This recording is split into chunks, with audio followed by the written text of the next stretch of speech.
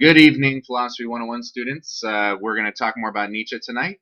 And actually, by request and by my own plan, I think I want to start us off by talking about Nietzsche's drive theory, his drive psychology, which I mentioned this morning and want to explain in some more detail for you, because it's one of the more interesting parts of Nietzsche's philosophy. This is a core idea that shows up in all of his writings.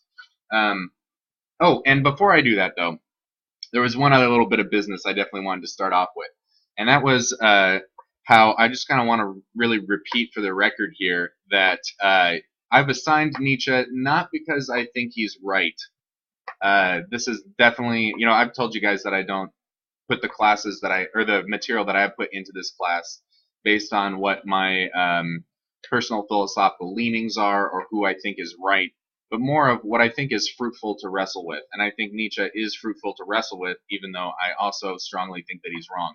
In fact, a lot of his criticisms, even some of the ones in this reading, are totally directed at someone like me with the kinds of philosophical views that I profess. So um, that's my motive in working on him and having you guys work on him, is that I think it's fruitful to wrestle with him. I think uh, there's a lot that can come out of that process of trying to figure out if he's wrong, why is he wrong, how to deal with the arguments that he offers, the kind of um, non-standard, non-traditional sorts of views that he presents are important to kind of remind us to hold ourselves accountable and to shoulder our burden of proof about those claims that otherwise we might be likely to take for granted and take as just assumed. So I wanted to mention that again, in case you guys are like, "What are you giving me? This crazy stuff?" I'm like, "What? What's going on? Does Tim believe this crap?" Well, I don't. And I've also, just as a kind of testament here to how important it can be to, or how valuable it can be to just work on people that, or listen and read people and study people that you don't agree with. Nietzsche and I are fundamentally at odds on a number of things, and he's also one of the philosophers that I've spent the most time studying and trying to understand in my own journey as a student of philosophy. So, my maybe use myself as a model here of what this stuff can look like. I think that's an important part of philosophy that is a little different. The kind of culture around philosophy that you want to seek out the people that you disagree with and spend a lot of time with them, rather than just spending all your time discussing things with people who share the views that you naturally possess or that you have come to possess. So I wanted to mention that. Okay, let's talk about drives. So a drive is a fairly simple object here. A drive, you can just think of a drive as any kind of motive, and I kind of draw it like this kind of model of almost like a atom or something. Okay, so the drive has at its core some kind of just base motive. It is non-rational.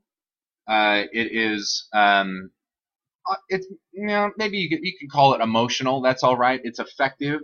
It's not particularly conceptual, but it will express itself in conceptual ways, and that's part of what's going to happen here with the next part of the diagram. But if you're thinking about like what kinds of drives we have, they can be really, really specific or really, really general. Just think about all the different things that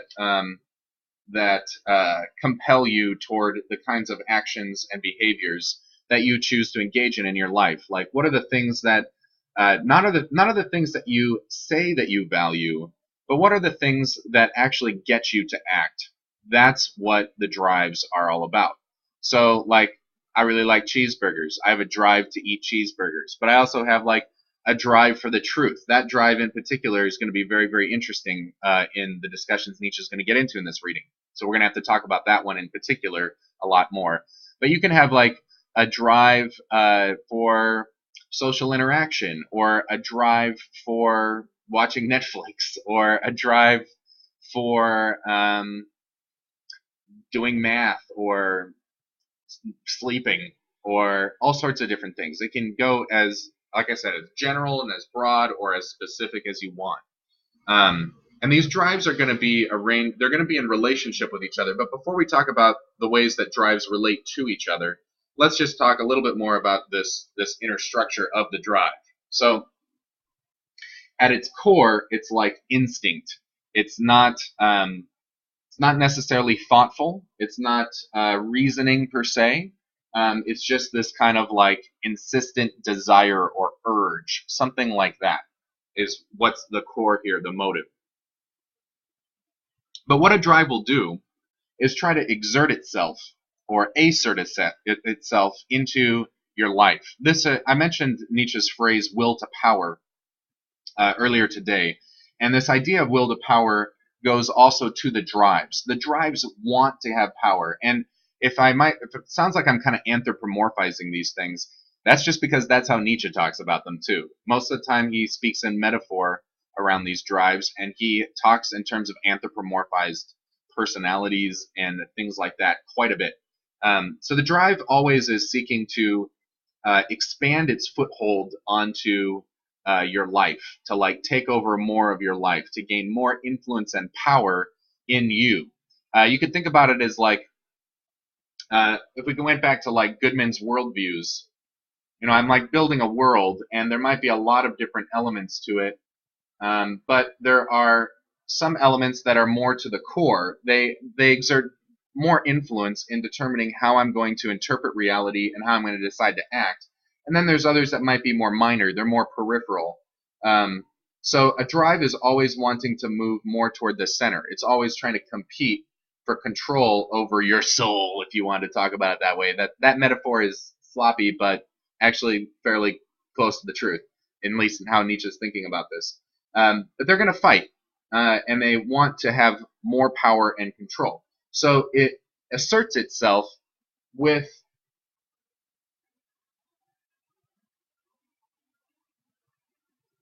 all sorts of methods, but one of the primary ones is rational judgment. So think of the motive as sort of compelling judgment to happen in a certain way, that a drive will direct attention and make claims about how reality is. And those rational claims that are made, you can think about as kind of like propaganda for the drive. They're like trying to convince you or anyone of a way of looking at the world in which that drive is given kind of preeminent status or like a privileged position. Just like propaganda is like, if you can get people to buy into an image or a way of looking at the world, then they will be more conducive to a certain plan of action or certain power structures or something like that. You can get that buy-in. And that's what the drive is trying to always do. It doesn't really care about what sorts of standards you might want to hold it accountable to. In fact, it's kind of reluctant to do that. It will only play by certain rules if it, and this is more the anthropomorphizing, if it thinks it's going to be to its advantage. If those rules give it space to exert more power and control, then it'll go with those. Otherwise, it'll try to resist those. It'll try to manufacture thoughts that will go opposite of that, manufacture judgments that go opposite to that. And so, yeah, in terms of justification here, I mean, Rob, when I'm using the word justification, I do mean the kind of sincere stuff, the like actual evidence sort of thing, like a real rational justification for something. The opposite, the insincere version, I might refer to as rationalization. And the drives are constantly trying to rationalize themselves. They don't hold themselves to rational standards naturally, and that's actually part of where we're going to go after I get done talking about drives here tonight. We'll see how drives have that kind of nature to them.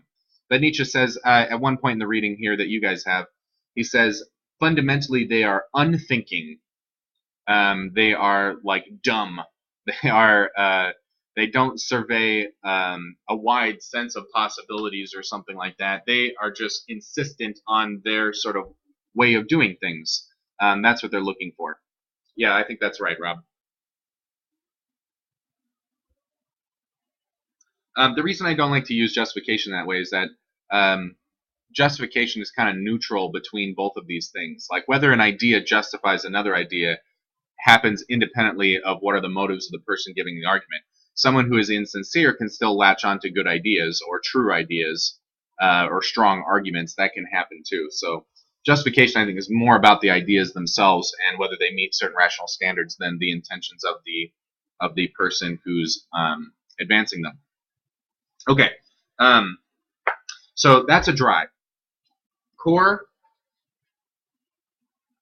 an insistent desire and motive or instinct that just takes itself to be assumed. And then the rest of this is kind of the projection that happens. And this has a big, big influence on how Nietzsche approaches other philosophers and philosophical reasoning and this sort of thing.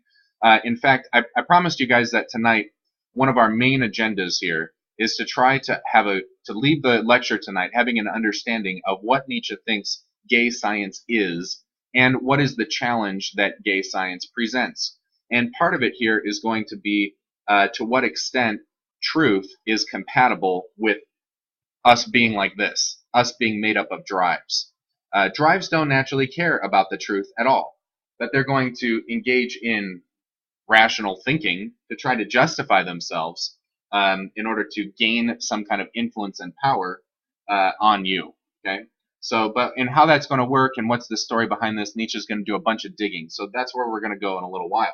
But before we get there, now let's talk about, or do you guys have any questions right now about just like what a drive is as a theoretical object? Anyone in the chat?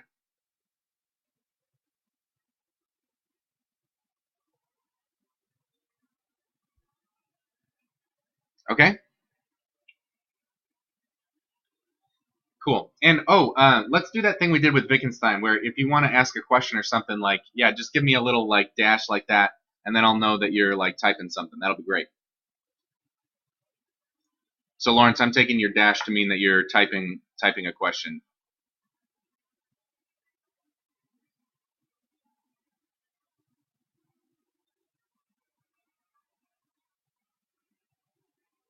Okay, so Lawrence asks, is it considered part of the psyche / personal identity, or is it associated with a perceived external force? Drives are, the way that Nietzsche thinks about drives is we just are a bunch of drives. That's all a person is a collection of drives. What is I don't know if I'm going to be able to do the quote, but the very classic video game, Castlevania, what is it, Symphony of Darkness, I think, something like that. But in one of the first scenes with Dracula, he is like, "What is a man but a like festering heap of desires and blah blah blah," or something like that. That's a very Nietzschean idea that a person is just a collection of drives. That's it. External force. I mean, it'll work. It'll work on external things too. Like Nietzsche is totally comfortable with sort of thinking about society as like a macrocosmic version of the microcosm of a person. Like the way that drives are going to get exhibited in humanity at large is also a part of this story, and that's part of what we're going to be talking about later tonight.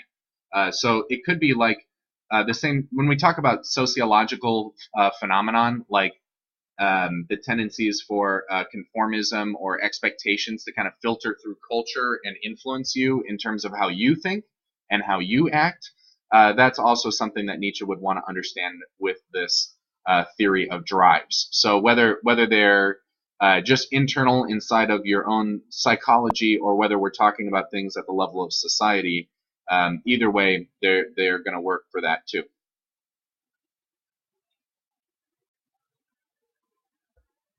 Okay, so now let's talk about how drives interact with each other.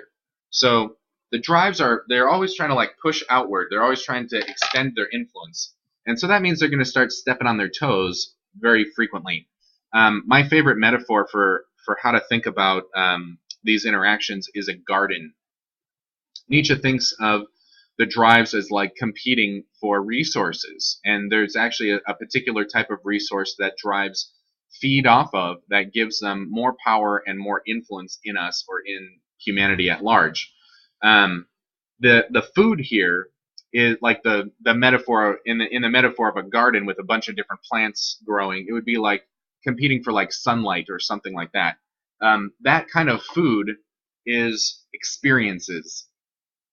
So when a drive is used to understand or make sense of a certain experience, or is used to determine action in a certain way, it gains more force, it gains more weight and more hold in you. It's exactly like habit or addiction or something like that, that the more you do it, the more of a role it's going to play. So if I've got a drive for eating cheeseburgers and I start eating cheeseburgers all the time, that drive is just going to be strengthened more and more and more.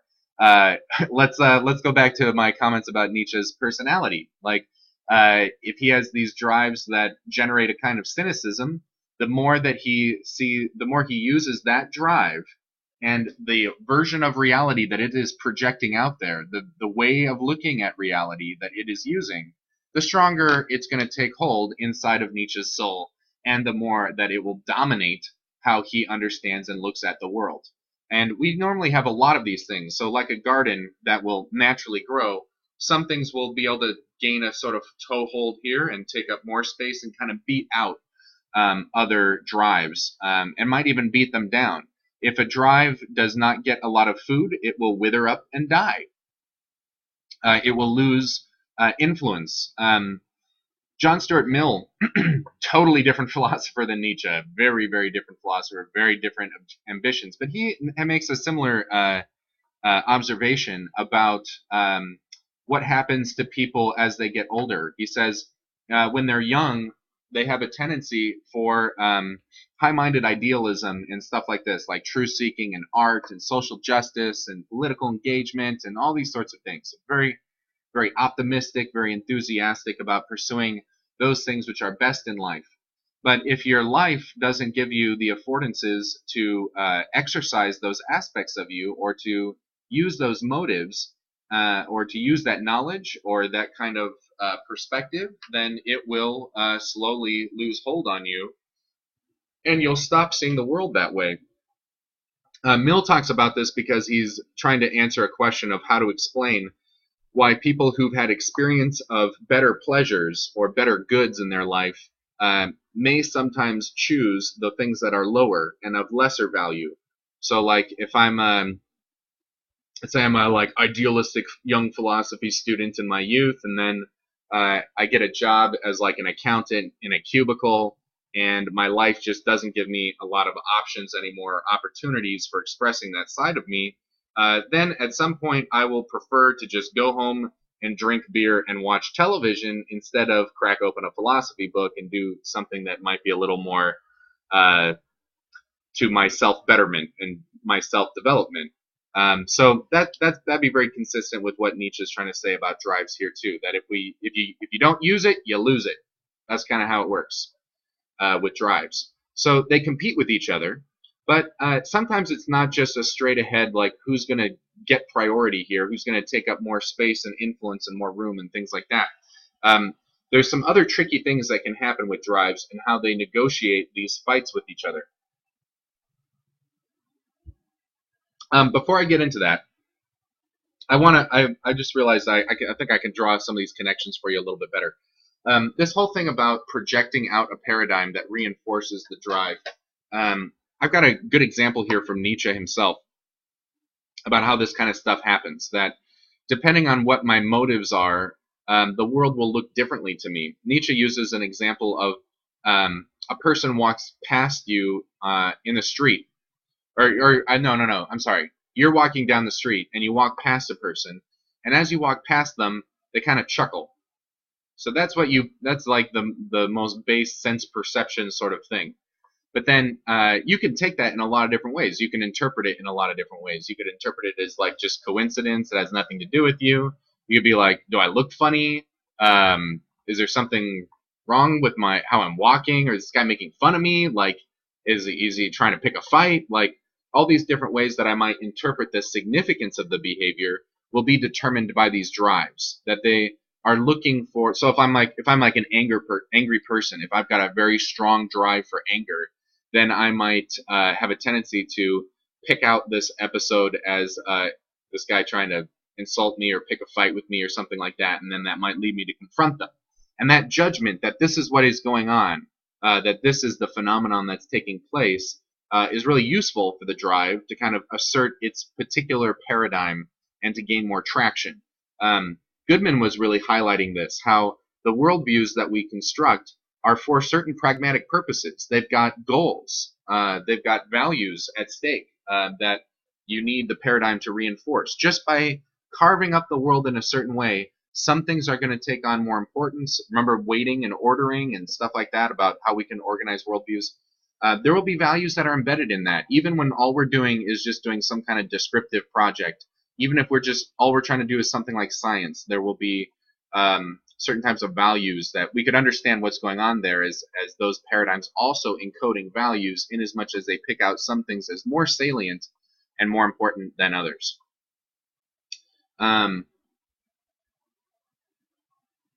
Oh, you're wondering why people always think the action is directed toward them. That's another aspect of the drives. If someone has a very strong like egoic drive or narcissistic drive, then they are going to interpret the world in that sort of way. But some people could also have less of that or think of themselves as not particularly very important or special or something like that, and then they might be less inclined to think about it having anything to do with them. Like I said, like one of the possible interpretations here is that, oh, it's just coincidence, has nothing to do with me, that sort of thing.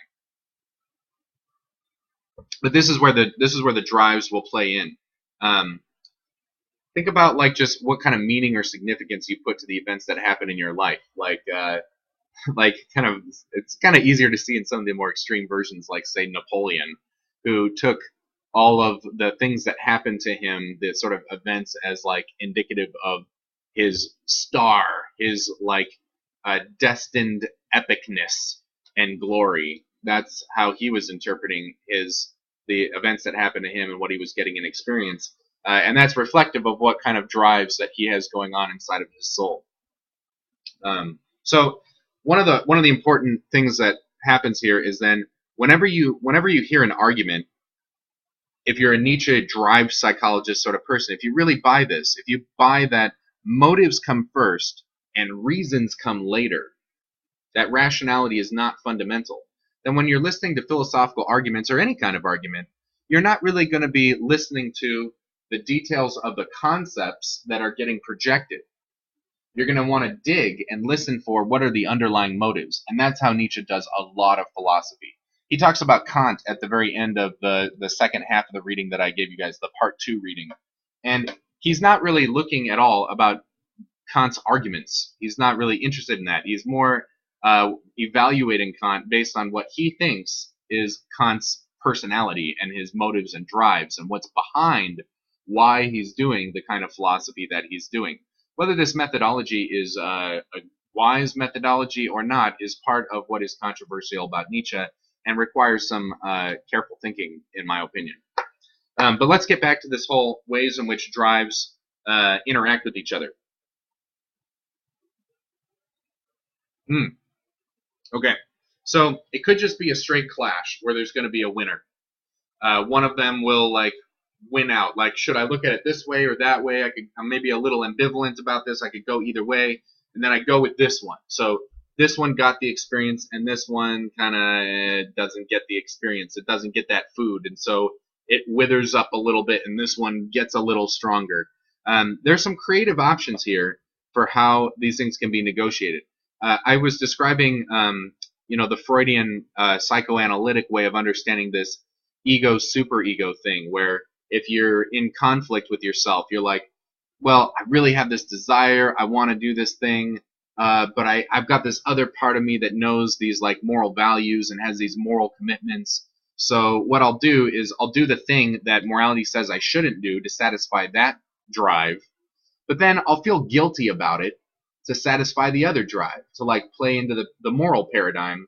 That's maybe a way of so that both of these things get their food. The same experience can be used to work for both sorts of things. Those kinds of dynamics can happen. Nietzsche talks about those kinds of dynamics, but probably the number one dynamic that he is really interested in is a process that we refer to in psychology as sublimation. So what happens with sublimation is that the drives will get into a kind of hierarchy relationship. Nietzsche talks about these as master drives and slave drives. There will be one drive that's sort of on top, and there are other drives that are beneath it. So they're in this kind of hierarchical pyramid sort of structure. And what will happen here, what's going on, is that these drives are being fed, all of their energy is being fed into this master drive. So in other words, the paradigm that this drive is running feeds off of other drives because they're able to be put into some place within the master drive. The master drive has sort of taken them over, taken priority over them, but it hasn't destroyed them completely. And I can give you some examples of this in a second. But at the same time that all of their energy is being fed to kind of support this master paradigm or this master drive, they also color it in a certain way. They lend what is their sort of unique character to what is going to then what this sort of drive is going to feel like or manifest like. They color it at the same time that they serve that master drive. So let me give you some examples here. Let's take two drives. This is my favorite constructed example. One of them is very basic and familiar to all of us. A sex drive. You've got a sex drive. There's a drive like, looking for sex, wants to have sex, basic instinct. And then you might also have a drive for artistic appreciation. And these drives might compete for your attention. Be like, how concerned are you or wrapped up with things like getting into romantic encounters versus having this kind of sublime experience with experiencing artistic works. Okay, so these things might be in competition. They definitely are going to inspire different actions, right? So if they had their way, they wouldn't be doing the thing that the other one is very interested in. But these can be arranged hierarchically. You can imagine how someone who's got as their master drive the art appreciation thing can sublimate their sex drive into their appreciation of art. So in other words, the art thing is going to really sort of take precedence here, but they're going to kind of maybe have sexual excitation around seeing certain artworks or something like that, that they'll be sort of felt like this kind of sexual thing. This kind of thing can happen. You can like sexualize the artistic experience. Also, it can go the other way. You can imagine someone who is really got as their dominant drive the sex drive to kind of supplement its power with kind of the artistic drives, to find that there's something aesthetic and beautiful about sex. That also could like increase the motive and interest and power of pursuing that sex drive. So if you can find, it's kind of like when you're trying to like give yourself a motive to do something else, right? You sublimate, you feed the energy that this drive, which could be in competition, you'd be like sort of fighting against each other. The energies are not working together. But you could maybe funnel some of those energies into another drive, and that will make this one stronger, but at the same time, it'll color how that drive manifests. Is that making sense for those of you guys in the chat? How's that going down?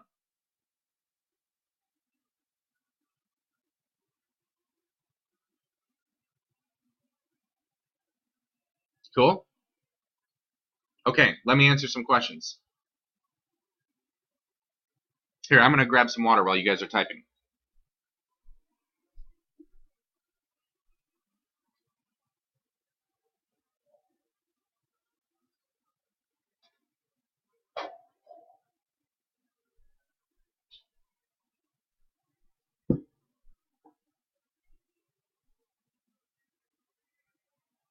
Yeah, that it isn't. It's in the reading, but it's not very explicit. Like all the stuff that I'm talking about is really collated from a lot of Nietzsche's other works. Okay, but it's sort of like some of the theoretical backdrop for what's going on here. There's a lot of all the things, the phenomenon I'm talking about, you'll see showing up in some of the other passages I'm going to read for you tonight. Mm-hmm.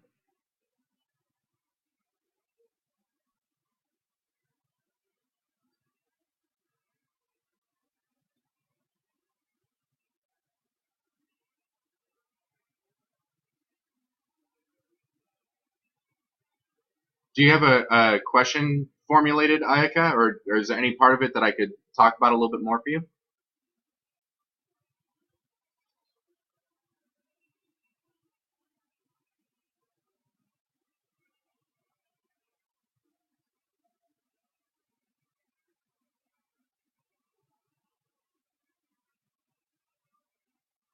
about the sublimation thing? Hmm. Okay, so the idea is that drives don't always have to be in direct conflict with each other, competing for dominance and priority in how I look at the world and how I engage with the world. Remember, the looking is going to go into the engaging, because if a drive can convince me to buy into the way that it looks at the world with rational judgments, like the perceptions that it's throwing out there, then I will be more inclined to follow its motives in deciding how to act. So normally they're kind of fighting over your life, basically, of each experience that crops up in your experience uh, of life, that they'll be trying to assert their paradigm over it. But sometimes drives can be related in pseudo cooperative ways by having these priority ranking things that can happen with sublimation. So with sublimation, one drives energy and the power, the like attention that it draws, can be fed into another drive. I can get one of my drives satisfied by participating in another drive. Like the person who appreciates art still has a sex drive that's like insistent and demanding to be fed, or it's going to kind of wither away. And they might be able to feed it through artistic expression, or appreciating art, if they kind of sexualize it. If they bring that kind of component into it, they might go and look at a bunch of like nude paintings or something like that and be like a little sexually excited by that, and then that kind of feeds that drive, even though it's really like being fed into this activity of appreciating art. It's just going to tinge that experience. Um, Let me see if I can come up with some other examples here. I mean, some of the examples will come from Nietzsche and the reading and his story about the development of humanity. Um, but okay, here's a good one. Let's say that I'm a fairly selfish, narcissistic person, but then I have kids, and the kids demand attention and energy, and now I've got very strong drives for dealing with them. But I'm still really selfish, and that's not totally compatible with being concerned for my kids. So what might happen in my psychology is I will sublimate my ego into my kids. So I will treat what happens to them and what's going on with them as really just an extension of my own self-regard and my own self-interest. And then my ego gets satisfied, even though the attention is not maybe directly on me all the time. It's still getting fed in this sublimated way through this drive of being concerned about my kids. Okay, so I'll be like maybe really invested in their education or in their ambitions, like sports and projects and their social life and stuff like this, and whether they can get into a good college and what career they have, and I micromanage their lives and things like that, because that's a way that I'm kind of just expressing my own self-regard and narcissism. Does that make sense, Ayaka? Does that help? Sweet. Awesome. Daniel, you got a question too?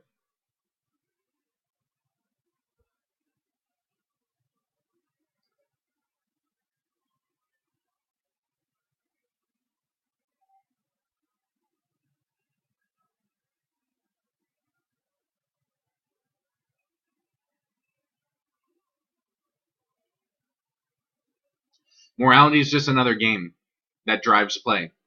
And some of the drives have a more prominent role to play in this, and some of them have less. Remember, I was telling you guys about weak people this morning, how Nietzsche looks at these like so-called weak people, and he really blames them for morality. Morality is slave. He calls it slave morality because it's for the people that are slaves, that are like the weak people that can't dominate others, that are dominated. They come up with this paradigm of morality because as like a strategy for gaining power themselves. That's kind of what they want to do. But there's that kind of fight. There still is will to power present in this moral conceptual paradigm. And so it's sublimated into morality. That's definitely something Nietzsche thinks. Nietzsche thinks that our moral intuitions, our drives that have as their core, they're still like what's part of what's feeding them is our desire for power. Even though the story that is getting projected is maybe one about not abusing power or being concerned about compassion and care for others and not personal power. Nietzsche thinks that deep down, that is the drive that is running the show when it comes to slave morality. It's really a sublimated, confabulated, hidden type of seeking of power. But the person who is buying into the moral paradigm and whose drive is very deeply embedded in them can't acknowledge it because that's the basis on which they're getting their power. They can't deny this story without running the risk of collapsing the support network for that drive. And that drive's not going to have that. So you have to kind of like lie to yourself if you want to play the moral game according to Nietzsche. So a person is nothing other than a combination of personal objectives upon which they act according to the structure of their drives. Yes, the drives dictate the projects and the intentions, and not fundamentally reason. At least that's not how we naturally are according to Nietzsche. And here's where I want to transition into the next big thing I wanted to talk to you guys about. I want to get on the table here. If you've got the reading in front of you, take a look at aphorism 110. And I'm going to kind of read some stuff from here again, just because the language is so wonderful. I mean, I think Nietzsche is, for whatever else, better or worse, he is a great writer. And he's got his very interesting ways of putting things, and I love getting the chance to read him in his own words. Translated, of course. He writes in German. So, aphorism 110 is entitled The Origin of Knowledge. And I told you guys that Nietzsche has this little evolutionary or pseudo-evolutionary story about humanity and where we have come from, basically, with respect to especially our drives. Okay, and Nietzsche thinks. Also, keep in mind, Nietzsche's writing this early 19th century, so this is like in the aftermath of the Enlightenment, and people are extremely enthusiastic about reason. That's his audience, is people who think that reason is the shit, and you can get everything done with it. And it's like if you're religious around in this time period, people were thinking about well, I guess a little earlier. It's a little bit of a carryover from a couple centuries before, but people were thinking about a lot of religious thinkers were thinking about reason as like the way in which we're made in God's image, like that God is essentially a fully rational being. And the way in which we're like God is that we are rational, just not perfectly rational. So everyone's really enthusiastic about reason. And so we might think that what it means to be a human being is to be a rational creature. And in fact, this is exactly what Nietzsche, the opponent that Nietzsche has so much animosity for, Immanuel Kant, that is exactly what Kant thinks. Kant thinks that our fundamental nature is as a rational being, and that reason is kind of it's in at every level of reality for us. The same way that Nietzsche thinks that drives are the most fundamental, Kant sees reason as fundamental to even things like ineffable emotional aesthetic experiences. Kant still sees reason going on there. So these guys are in classic sort of debate with each other. But this is sort of the backdrop of why Nietzsche is talking about what he's talking about here, or what is sort of his intended audience here. So this one's called The Origin of Knowledge. So I'm going to read this for you. Through immense periods of time, the intellect produced nothing but errors. Some of them turned out to be useful and species-preserving. Those who hit upon or inherited them fought their fight for themselves and their progeny with greater luck. Okay, so I'm going to kind of like read a little bit and try to explain it along to kind of cash out the story here. I told you Nietzsche requires some careful interpretation, not just because of his wily antics, but also because he's doing things at a pretty abstract level here. So I'm going to give you a hand with at least this aphorism and any more that you guys want to talk about too. Feel free to make proposals here of sections of the text that you want to hear me talk about or want some explanation for, because we're probably not going to be able to do everything. But I'm putting this one on our plate tonight.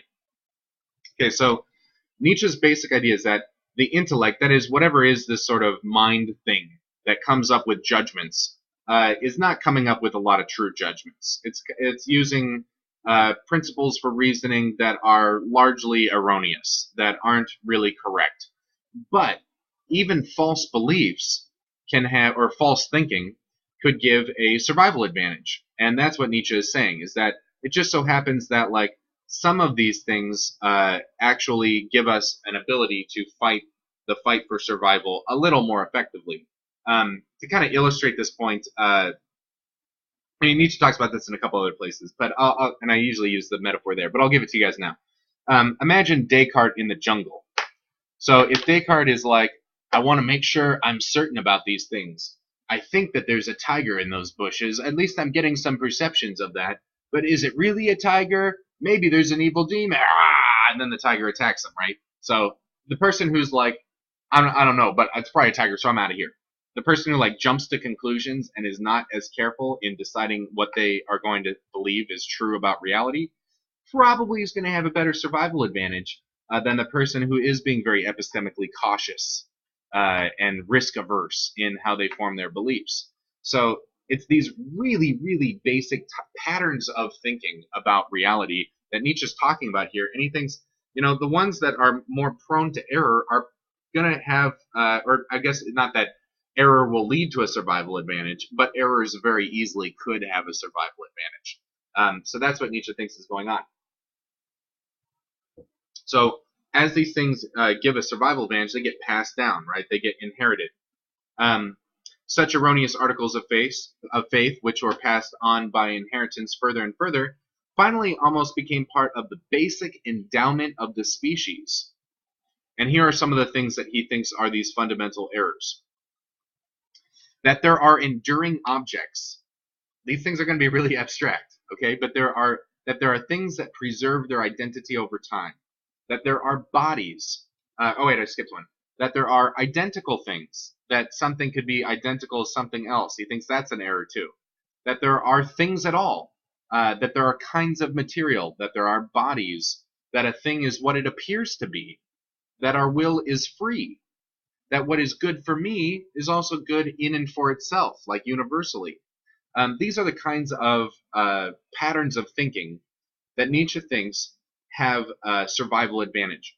That they give us a kind of they perform a valuable functional role in our lives. Okay, just like Goodman was talking about with paradigms and worlds, that they're supposed to play a kind of function. They're supposed to be effective in getting the job done.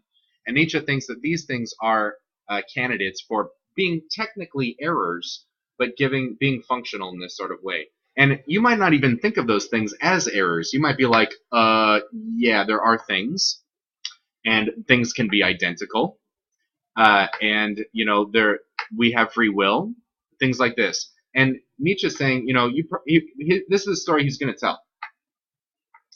Because these things are so deeply rooted in our nature, they're like the most foundational drives that we have.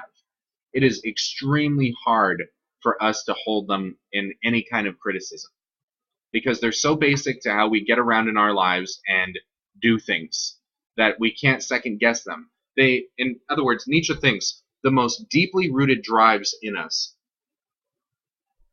are going to appear as the basic conditions of life, even though they may not be basic, they may not be necessary, they may not be mandatory for how I think about the world.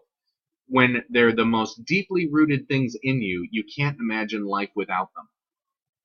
These are the conditions for life, is something that Nietzsche talked about in one of the aphorisms I wrote for you guys this morning, or I read for you guys this morning, and that's what he's talking about here. A drive that's so deeply embedded in you that you can't imagine life without it.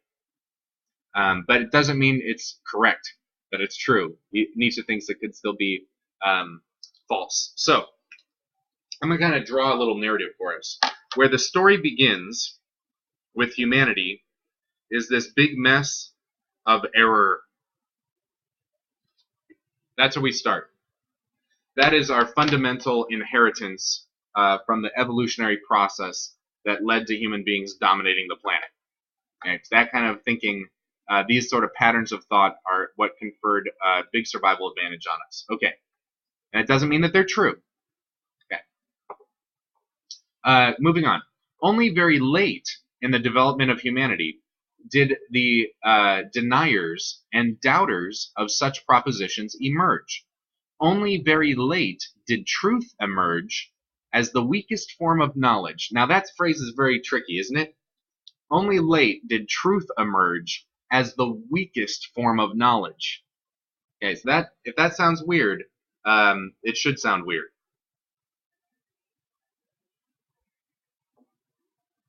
What Nietzsche is saying is that at some point in our development, after these errors got really deeply rooted in us, there was some like weird anomaly. Think about it almost like a mutation that can happen in evolutionary development here, where there are some people who are like, truth? And this truth happens concurrently with rethinking or criticizing these errors, like holding them in doubt. Let's actually write that in there. By doubting these basic principles that we were using to get around in the world and make sense of the world, that in itself involves a drive for truth. Why would we care about doubt unless we cared about the truth? These things Nietzsche thinks are wrapped up with each other. And he says it's a weakest form of knowledge because what we think we know is really not driven by something like reason or evidence. It comes from our fundamental assumptions about the world, and that is these drives that are rooted in error. Okay, so I'm hyperventilating a little bit, talking too fast, too much, it's too hot in this apartment too. Let me slow down for a second.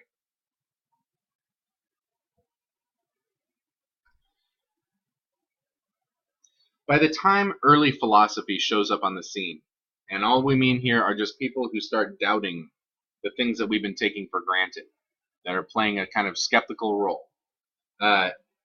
It took a while before that happened, and that's when a concern for the truth began. But at the beginning here, it's a really, really weak drive. It doesn't have a lot of food. It's not very embedded in us. It's a new thing. It doesn't have all this long history of like, wearing the treads into that rut, So that's what Nietzsche means here by truth emerging as the weakest form of knowledge. It seemed that one was unable to live with truth, that our organism was geared for its opposite. All its higher functions, the perceptions of sense and generally every kind of sensation, worked with these basic errors that had been incorporated since time immemorial. Further, even in the realm of knowledge, those propositions became the norms according to which one determined true and untrue. This is kind of what I was saying, that the standards for what counts as knowledge and what doesn't really comes out of these errors, these basic assumptions about reality, down to the most remote areas of pure logic. Even logic does not escape criticism here by Nietzsche. Nietzsche wants to wrap it into the whole drive game too. Thus, this is a very important point for Nietzsche. The strength of knowledge lies not in its degree of truth or accuracy, but in its age, its embeddedness, its character as a condition of life. In other words, its presence in these master drives. Okay? Where life and knowledge seem to contradict each other, there was never any serious fight to begin with. Denial and doubt were simply considered madness. Okay, so another part of the puzzle I want to really make clear here is these errors, even though they're error, are life preserving. And Nietzsche would mean that extremely literally, like they gave a survival advantage in the evolutionary struggle. Okay? But also, they're just the form of life. They're how I think about life. They're how I engage with life and find life meaningful. And to doubt these things would be like crazy, be like undermining the basis on which we're able to live, about how our form of life is able to go. And even today, sometimes I get those kinds of reactions about philosophy, that it's like, what are you doing here? Like, what? Like, these concepts are just obvious. We can take them for granted. How am I supposed to think about reality if I'm not able to use these concepts? Why are you philosophers doubting or being skeptical jerks about all this stuff? I mean, that kind of reaction, I think, that Nietzsche is describing happened early on in humanity's development. That drive is still around today, too. I still see glimpses of that kind of thing happening. Okay, so it's almost like seeking the truth is opposed to life. And that is really the dilemma that Nietzsche is trying to frame up here for us. But there's more to the story. Let's keep going. those exceptional thinkers, like the Eleatics, these are early pre-Socratic philosophers, who actually doubted sense perception. They didn't think that, like, senses make it seem like things are changing all the time. And their basic philosophical outlook on reality was that reality is never changing, that sense perception is just an illusion of change, but there's nothing that's really, in fact, changing. So they're kind of out there. Talk about doubting the basic principles and assumptions about reality. They're definitely doing that. So Nietzsche's saying those exceptional thinkers, they're exceptional because they're doing something different than everyone else here, who still posited and clung to the opposites of the natural errors. They're doubting this stuff. They're trying to do something different. They believed in the possibility of also living this opposite. So in other words, if they are going to deny the basic assumptions that are life-preserving, they need to find some other sort of form of life. Another form of life? By wanting to live with this pursuit of the truth, they want it to be a drive that you can actually build a life around. Okay, sorry, that's so hard to read there. Okay, so they construct the notion of the sage. The sage is like an image. You're familiar with this sort of sage model of a human being, this person who's like the true seeker who climbs up the mountain to meditate and discover deep wisdom, or maybe even the person who's just like kind of like countercultural and writes poetry and looks for the deeper meaning in life sort of stuff. This kind of sage figure is what the Eleatics construct as a person, a form of life that can be in line with this drive for the truth.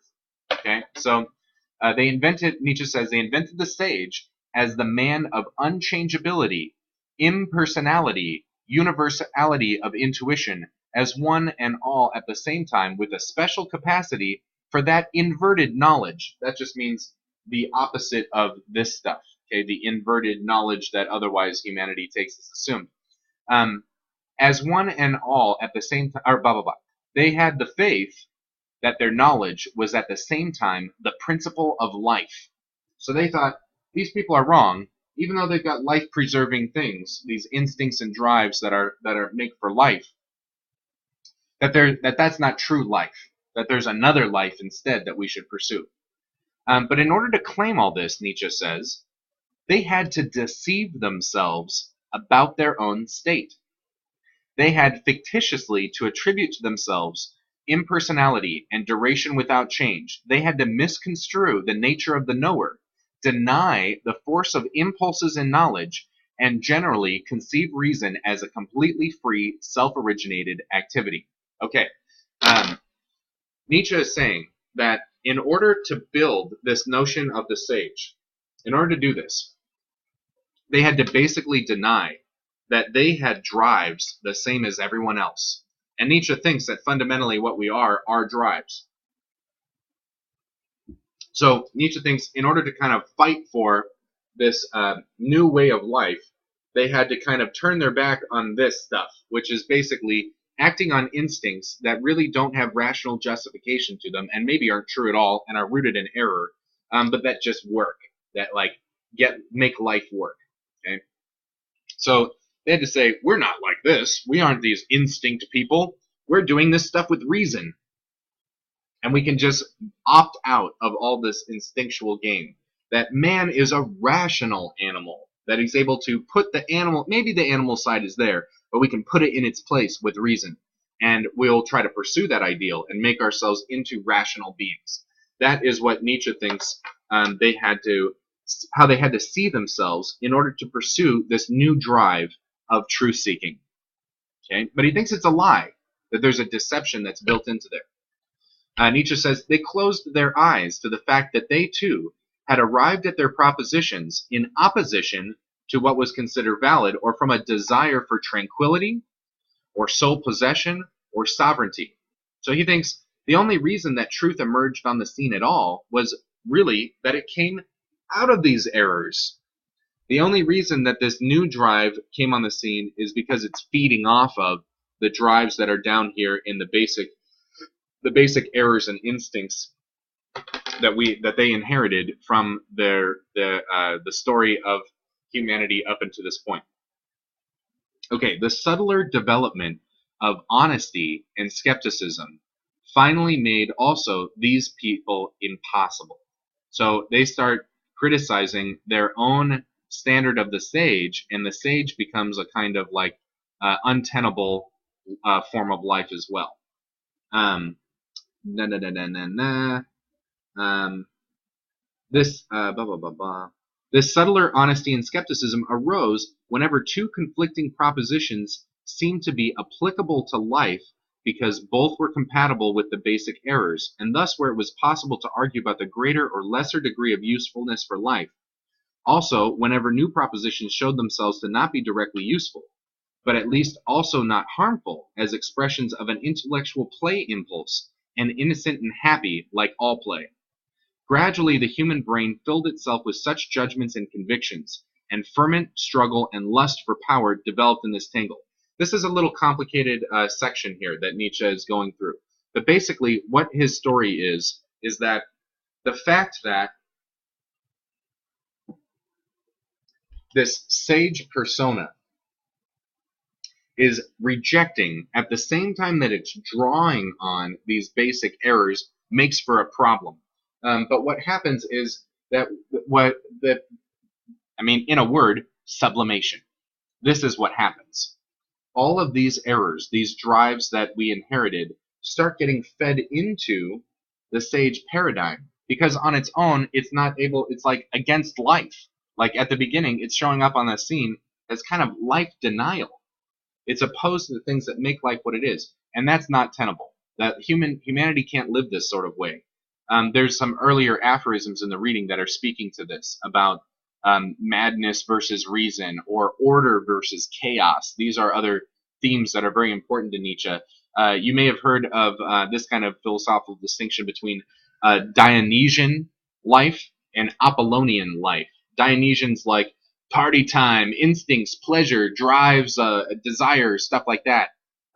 Madness, woo, craziness. And Apollo is like everything in its place, organize everything with concepts and reason and organized thinking. And you can see in ancient Greek art these two different like modalities kind of fighting and competing. And Nietzsche thinks this kind of Apollonian reason first sort of thing can't live on its own. So it starts to sublimate these drives. But in the process of sublimating these drives, it also gets worked into the life, the instinctual endowment, the drives that we carry with us and propagate through time in the history of humanity.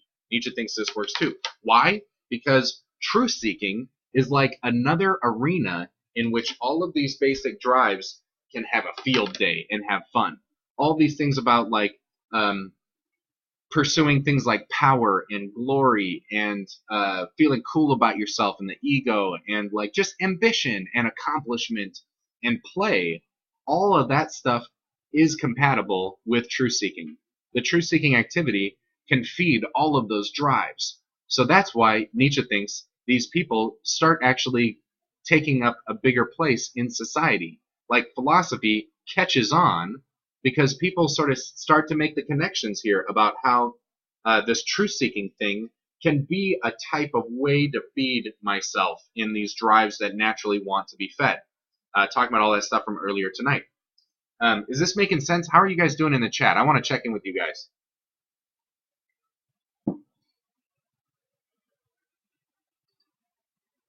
Like a really basic example for what Nietzsche's talking about would be like, do you remember being like a kid and going to school? And being like, okay, I'm asked to do all these sorts of things like study stuff and blah, blah, blah. And I'm like, I'd much rather be like running around outside. But then maybe something changed. Maybe at some point you recognized, oh, I can get like positive affirmation for succeeding at these academic tasks. Or maybe people will respect me.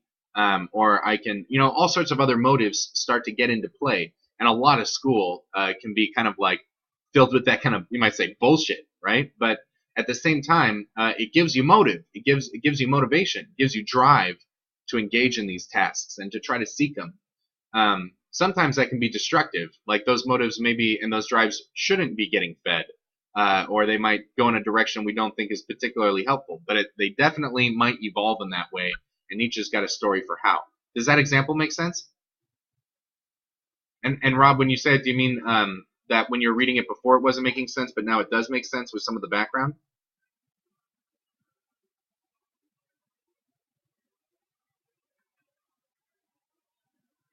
Okay, cool. Sweet. Okay, that example worked. Awesome. Awesome, awesome, awesome. Okay, let me finish off this section. There's a lot of good stuff in here.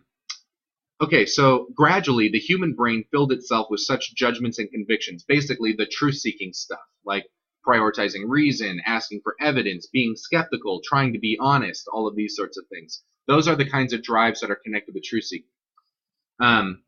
And ferment, struggle, and lust for power developed in the tangle. Not only utility and delight, but also every kind of drive took part in the fight about the truths. The intellectual fight became an occupation, attraction, profession, duty, and dignity. Knowledge and the striving for the true finally took their place as a need among the other needs, as a drive among the other drives. Henceforth, not only faith and conviction, but also scrutiny, denial, suspicion, and contradiction were a power. All evil instinct. Okay, I don't have to talk about that. But he says, thus knowledge became a part of life, and as life, a continually growing power until. Okay, now here we get to the next step. Okay, so next step of the story. This whole truth-seeking drive, which original is the interloper. That's like challenging everything that's going on with the basic human instincts and character of humanity that we get up to this point. It gets pulled into that. And it starts developing because the other drives recognize that, hey, they can be more powerful by sublimating into this truth stuff. So truth starts getting fed into the basic aspects of life, the basic drives of life, and also which dictates what our needs and ambitions and things like that are.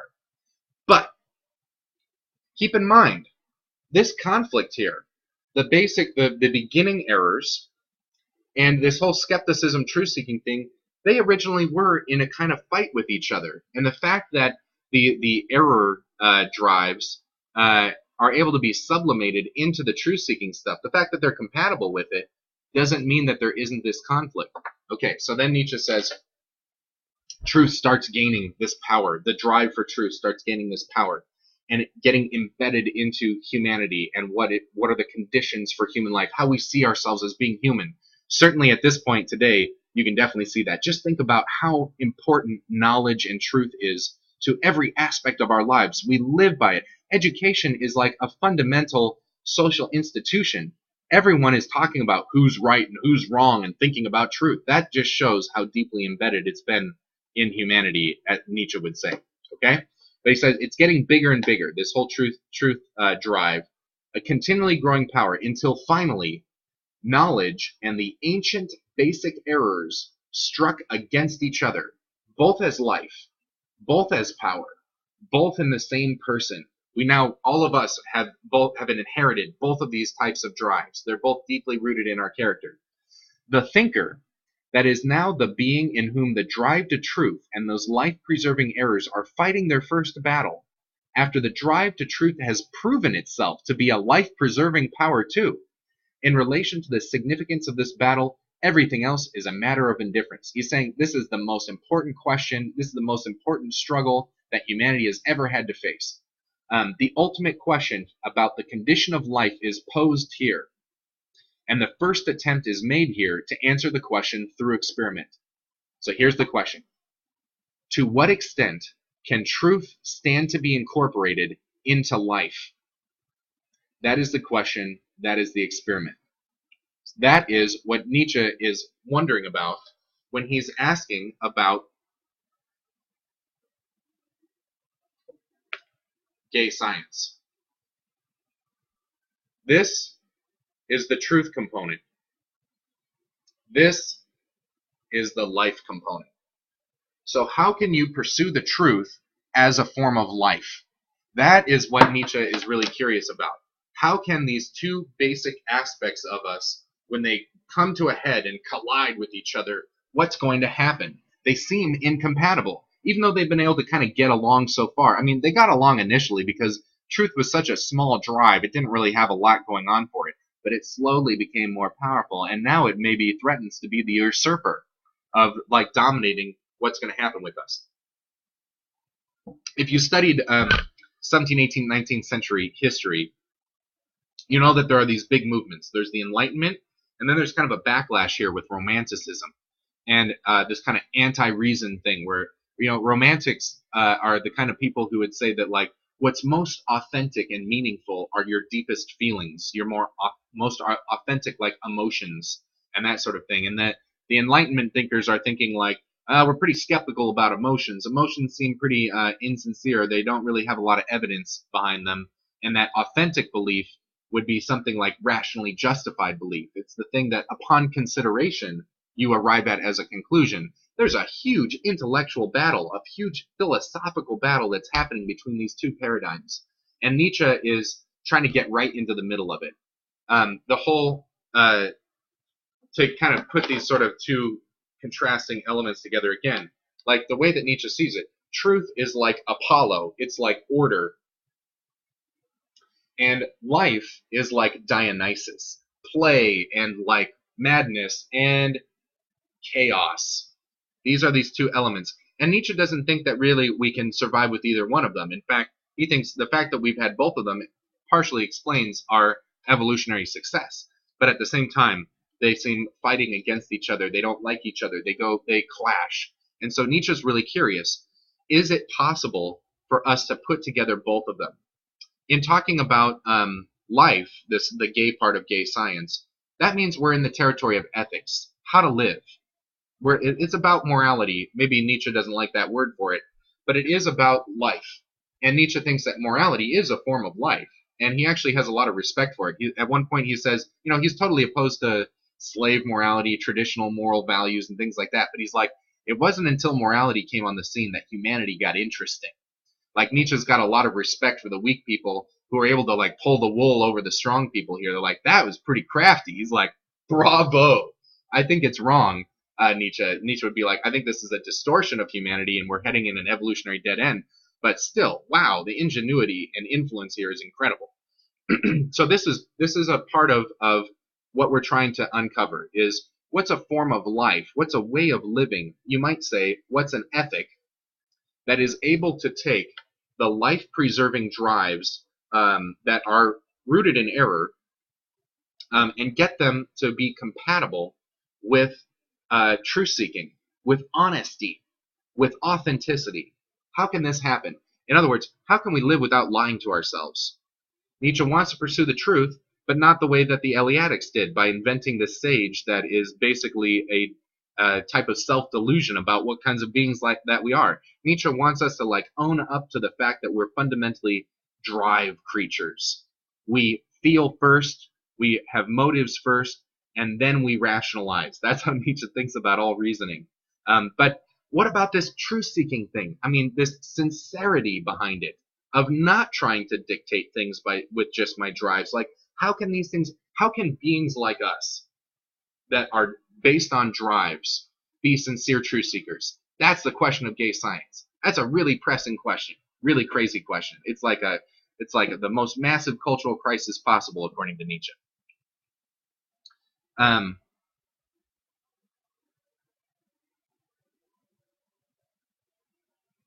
Okay, so this question from up. So basically, the search for the truth is only another playing field for competition to compete and exceed your neighbors. Yeah, oh yeah, that was back a bit. That's right, okay. Yeah, that was going back to this part about how in order for truth-seeking to really catch on as a drive, the other drives had to see that there was something here for them. This was like another arena. Think about it like the strong people and morality. Why do the strong people buy into the moral game? Why do they do that? Why do they set aside their power? It's because they become enamored with a new arena for them to exert their power. As soon as you get this idea of the moral ideal, which is largely a matter, like, think about morality. It's always telling you about things like being self-disciplined and restraining your desires and stuff like that, being able to hold yourself back. That is like, for a person who's like a strong person who's just interested in like demonstrating their strength and like developing themselves and being as strong as possible, that's another arena for them to do it. It's a trap. It's kind of like a trap for ambition. Ambition will get you into the trap, but then it means kind of giving up your ambition, and now you're kind of caught with yourself. In a similar way, these drives, these life-preserving drives that are like proceeding in just like making life happen without holding themselves accountable to truth, not even caring whether you're in error. Those drives of ambition and power seeking can find opportunities for extending their powers even more through truth seeking. Like being smart. Being like, once I start catching on that like, hey, this game lets me get a leg up on people, or I can debate with people and show them to be fools, like, and that kind of thing. Like the sophists from Plato's time and Socrates' time, these like philosophical guns for hire that don't have any principles, and Plato and Socrates are always complaining about. They're always like, those sophists, they're giving philosophy a bad name because they're dirty reasoners and they use rhetoric and this sort of stuff. I mean, that gives you an example of how truth could have caught on as a drive, given the drives that we started with, these basic instincts of error. Okay, that's a lot of material. How are you guys doing? I'm about to pass out because I'm talking so much. Are things making some sense? They seem to be. But are there some leftover questions here that I could try to answer? And I do want to make a little bit of space here too. I was hoping to get through this material a little quicker because I wanted to ask you guys about any passages that you were really curious about, that you're struggling with, that you're like, this seems interesting, but I don't know what's going on, and I can maybe try to help explain them for you. Any passages like that?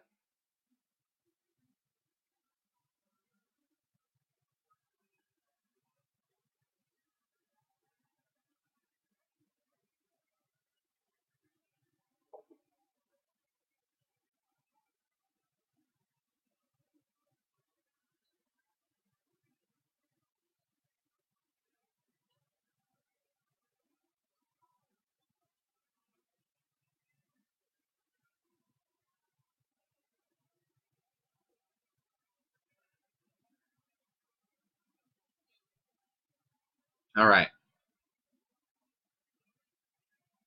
So aphorism 58 here. Only as creators. Bum, bum, bum, bum.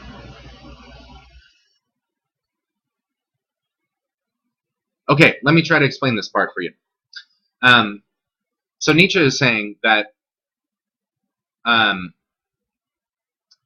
he's got this basic observation where he says, what things are called is unspeakably more important than what they are.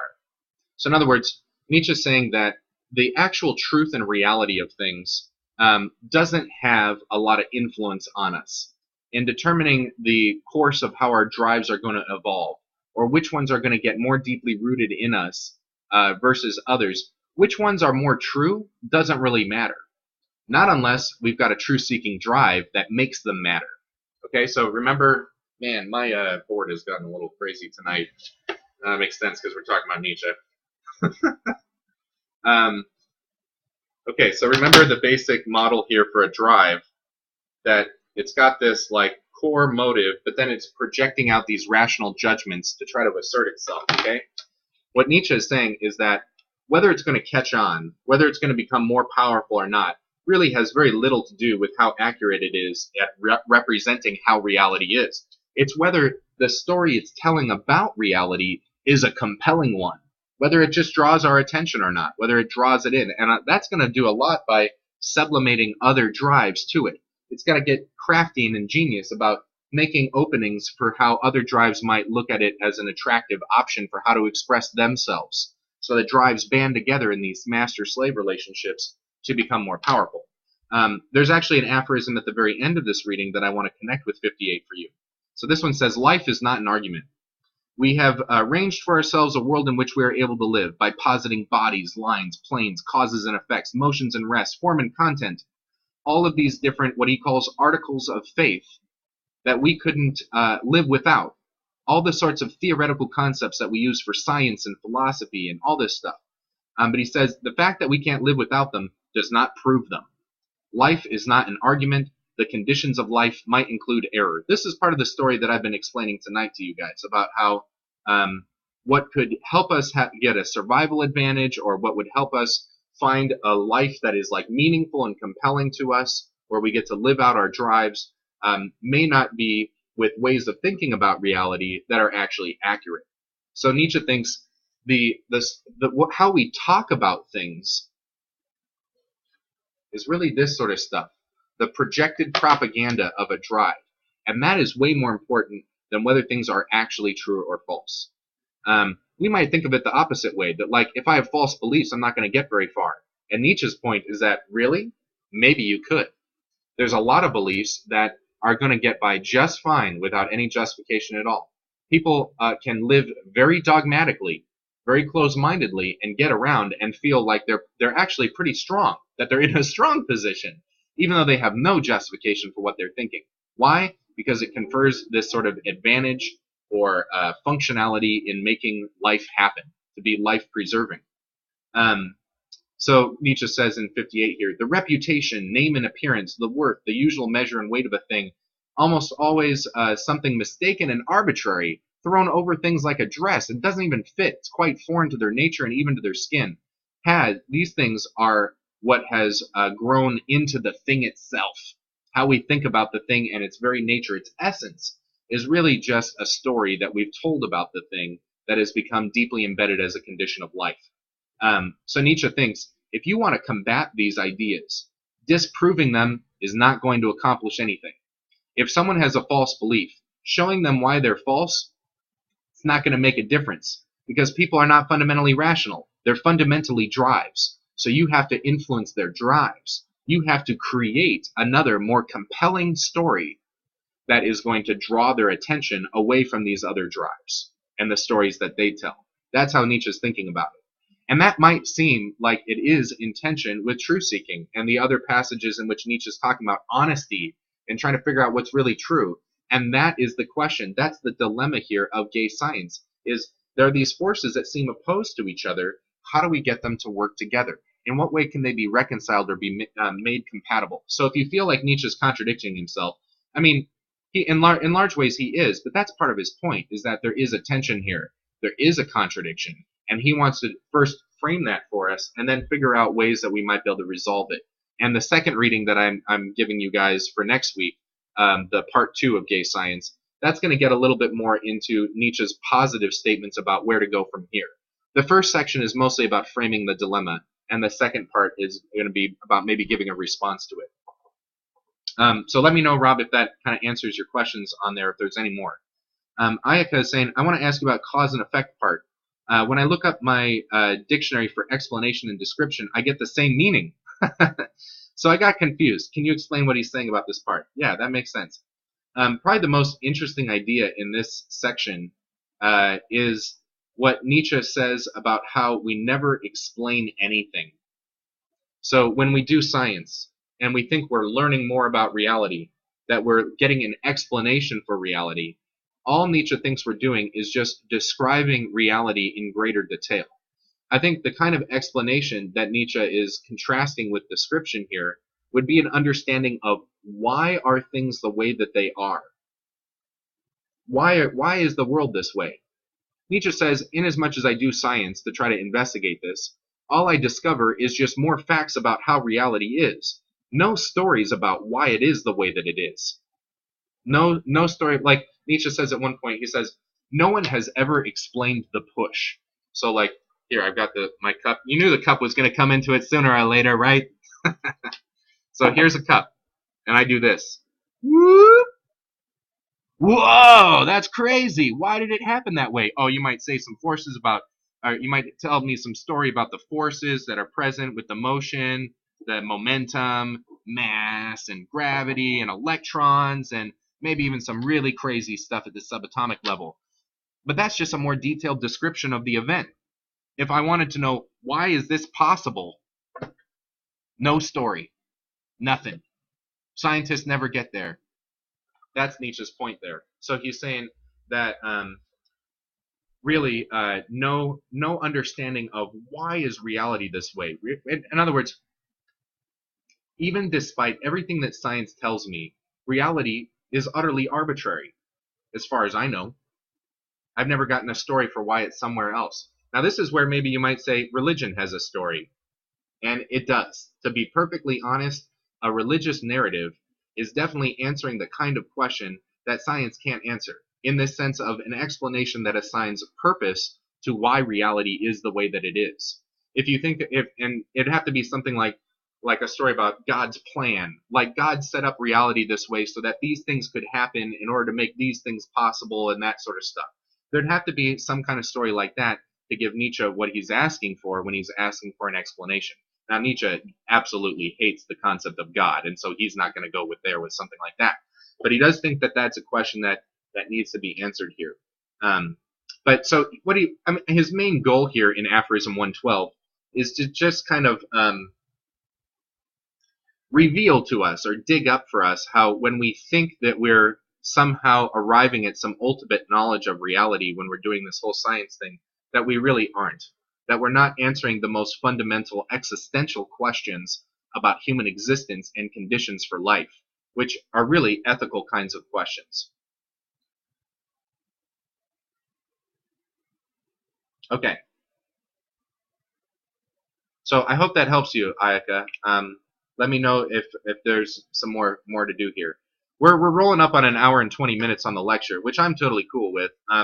If you guys have some other big questions here that are about certain passages, I'd say let's do it, because I do want us to move next week on to part 2. And there's just so much stuff here that we haven't been able to talk about yet.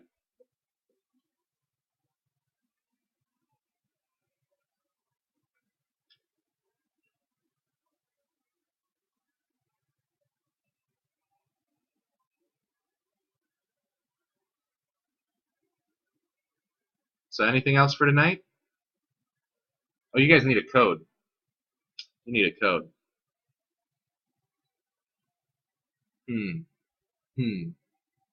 I'll think about that while you guys think of some questions.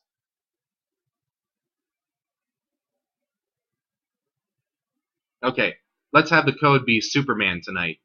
Code's Superman for Ubermensch.